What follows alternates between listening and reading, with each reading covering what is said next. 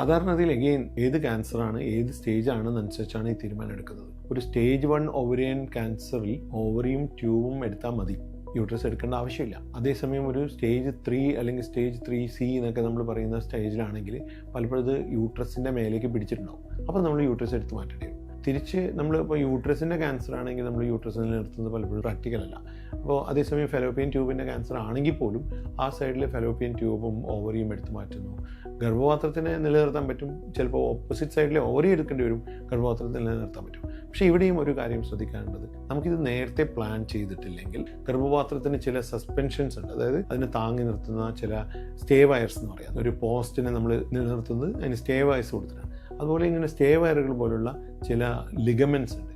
ഈ ലിഗമെൻറ്റ്സ് ഒക്കെ നമ്മളവിടെ സൂക്ഷിച്ച് വെക്കുകയാണെങ്കിൽ യൂട്രസിന് അവിടെ വളരെ കൃത്യമായിട്ട് അനാറ്റമിക്കൽ പൊസിഷൻ റിട്ടേൺ ചെയ്യാൻ പറ്റുകയും അതിന് യാതൊരു വിധത്തിലുള്ള തടസ്സവും ഇല്ലാതെ അതിനെ പിന്നീട് ഇൻവിട്രോ ഫെർട്ടിലൈസേഷൻ പോലുള്ള സംവിധാനങ്ങൾ ഉപയോഗിച്ച് കുട്ടികൾ ഭ്രൂണം അതിലേക്ക് കയറ്റിവിടാനും അവിടെ നിന്ന് ഗർഭധാരണം നടത്താനും ഒക്കെ പറ്റാറുണ്ട്.